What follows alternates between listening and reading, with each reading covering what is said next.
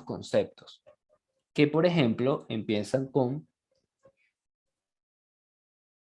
el detallado sismo resistente de refuerzo de acero. Por ejemplo, uno de los conceptos importantes, que el detallado del acero refuerzo viene a ser la última etapa en la fase de diseño de cualquier elemento de concreto armado, y un poco nos indica cuánto acero colocamos, cómo lo colocamos y, mejor dicho, cómo lo colocamos es cómo debemos colocarlo con criterio sismo resistente. Porque, ¿qué pasa?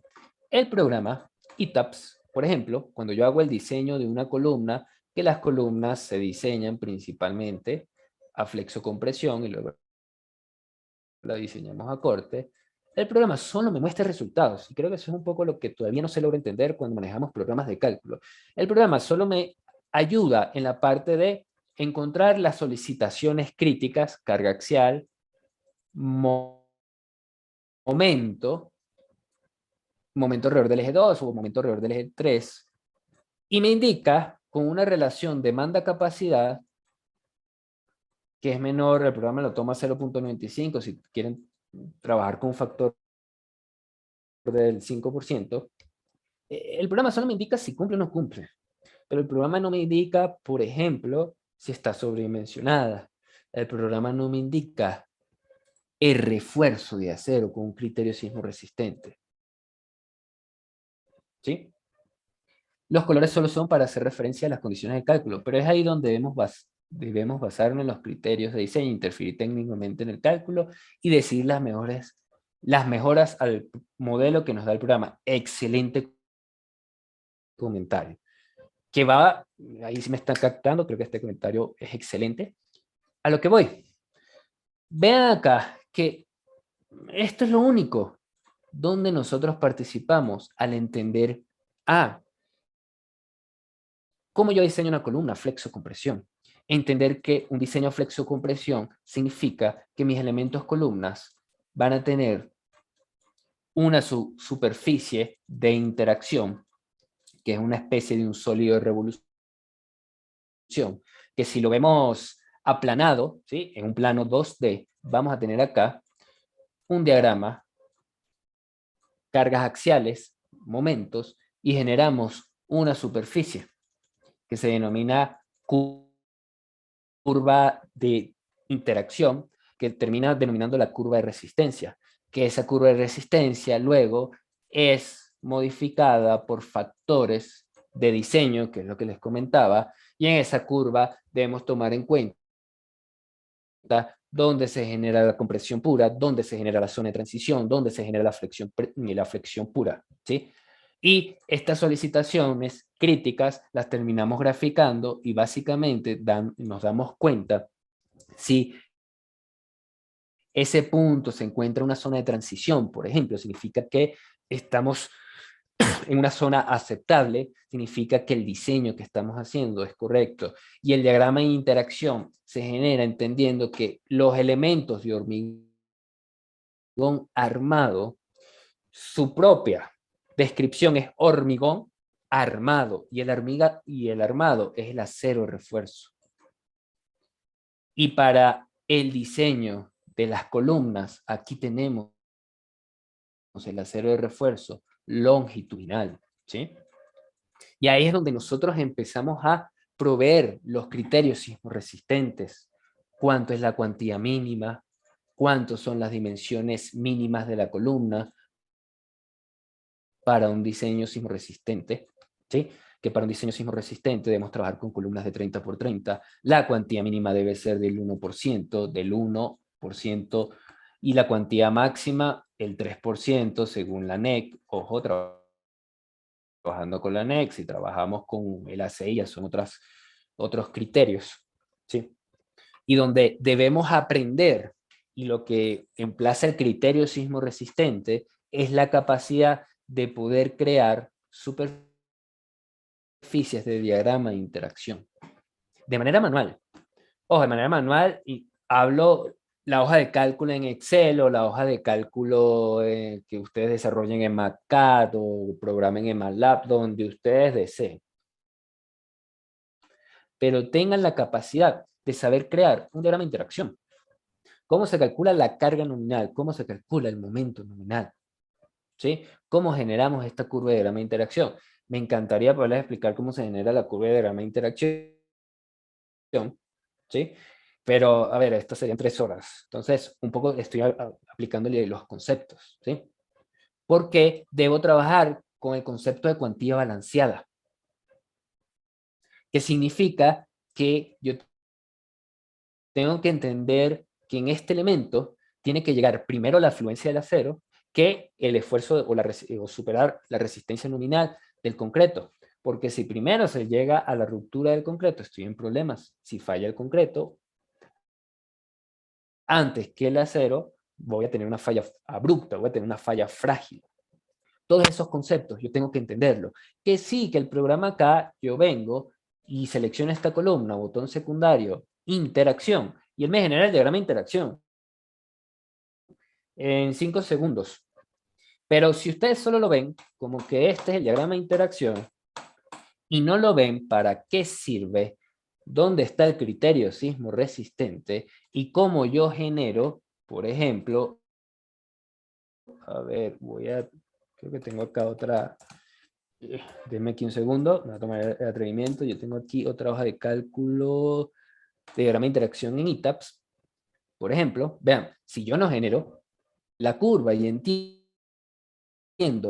que los puntos que yo estoy generando, por ejemplo, si ustedes se acercan, me acerco, vean que este punto está dentro de la curva. Si yo no entiendo eso, no les va a servir de nada el programa, ¿sí? Y lamentablemente el día de mañana, cuando tengo un proyecto real, tienen que entender esto. Entonces, toda esa parte teórica que ven en el pregrado, en la carrera de pregrado de ingeniería civil, sirve, sí, sirve. Ahora, yo tengo que entender de qué manera sirve de la mano del programa. Por ejemplo, en este caso ITAPS, ¿no? Por nombrar el programa. Donde, yo entiendo, esta es la demanda capacidad, él me va a mostrar los resultados, entonces yo me apoyo con los conceptos que entendí de la carrera de ingeniería civil. Con los conceptos que entendí y de la mano del programa van a tener un óptimo criterio. Van a tener óptimo desarrollo de estructuras reales, porque aquí un poco ya se acaba la parte, no los quiero desilusionar, pero en realidad ya el título de ingeniero civil solo los avala que ya pueden estudiar por su cuenta, ya tienen la licencia para aprender de manera autónoma, ¿no? Capacitándose, haciendo el posgrado, etcétera, etcétera. Pero ya ustedes están en la capacidad como ingeniero de encontrar soluciones a problemas de estructuras reales. Aquí ya no hay notas, ya no está la parte de evaluación, sino que ustedes tienen que diseñar las estructuras de la mejor manera posible, garantizando la mejor seguridad. Ese es el concepto, más allá de la parte económica, más allá de cuánto dinero quieren ganar, etcétera, etcétera. Eso ya es otra cosa. Ahora, así como entienden el tema de, por ejemplo, el diseño de columnas, también yo puedo tener déjenme pasar acá, en el diseño de columnas, que vean es un poco acá en la imagen lo que les comento, donde tienen la curva del diagrama de interacción, nosotros aplicamos el refuerzo de acero y lo que buscamos es que los esfuerzos internos que tenemos del ITAPS estén en esta curva o zona segura de diseño. Que esa curva va minorada por un factor en la parte superior, por 0.80 por la carga PO, allí hay varias condiciones, una zona de transición, flexión pura, y todos estos conceptos, esta parte teórica, en realidad es una parte que se aplica en la realidad, que nosotros verificamos en nuestros programas de cálculo, ¿sí?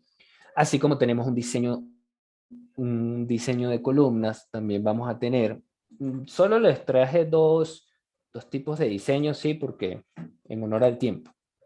Pero, por ejemplo, las vigas, diseñamos columnas. A flexocompresión, ya diseño a corte es otra historia. Si me alcanza el tiempo ahorita, les hago un pequeño inciso.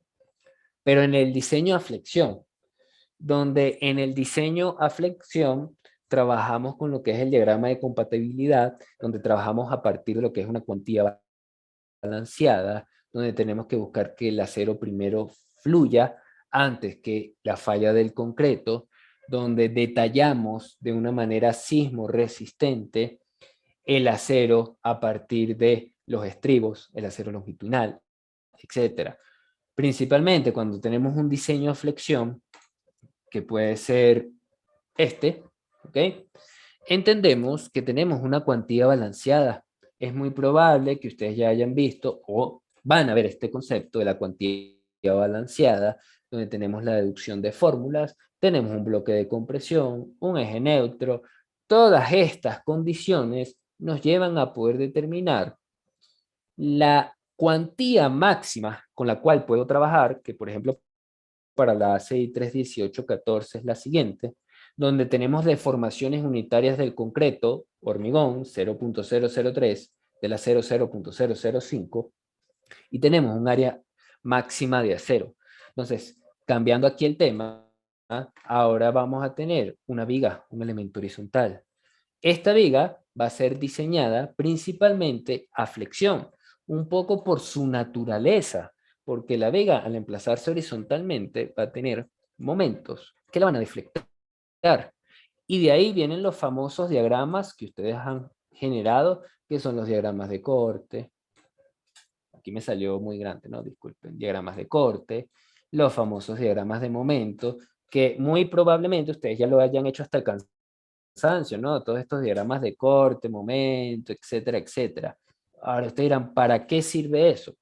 Sí sirve, sí sirve, porque a partir, por ejemplo, de los momentos, yo diseño un elemento que se va a construir en la realidad. Yo diseño un elemento con las secciones B por H y ese momento que obtengo como tal me va a dar el área de acero a tracción y el área de acero a compresión. ¿Sí? Entonces, ¿dónde me ayuda ETABS? ETABS me ayuda como tal, mostrándome los esfuerzos, mostrándome un poco los diagramas, minorizando el tiempo. Es decir, acá yo puedo ver diagramas de momento por una envolvente, por poner un ejemplo, ¿sí? Entonces, en vez de yo calcular manualmente, que lo pueden hacer, que no hay ningún problema, acá ETABS un poco me optimiza el tiempo y acá yo puedo tomar en cuenta diagramas de momentos.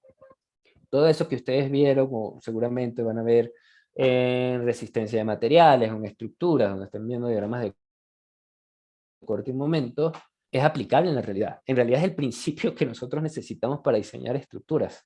¿Ok? Entonces, ahora, ¿nos confiamos solo en lo que nos muestra ETABS? No, porque siempre vamos a ir con nuestros conceptos, con nuestros conocimientos, verificando todo lo que esté tomando en cuenta ETABS. ¿Ok? ¿Por qué? Porque el criterio sismo resistente es muy importante, sobre todo en el detallado, por ejemplo, en una viga, ¿ok? O en una columna, vamos a hacerlo en una viga, yo voy a tener grandes cortantes, producto del sismo. Por lo tanto, yo voy a tener primero un acero longitudinal, que lo voy a obtener del diseño de flexión, y segundo, voy a obtener un acero transversal. Los famosos estribos, que seguramente lo han escuchado. Y vamos a tener lo que se denomina zonas confinadas, digamos que aquí voy a tener acero, y lo que se denomina zonas libres de traslape o zonas no confinadas, digamos acá, acá, acá. Entonces, fíjense un poco que en los extremos, estas líneas no verticales que estoy colocando están mucho más cerca una de la otra. ¿Por qué? Porque estoy incrementando el área de acero transversal.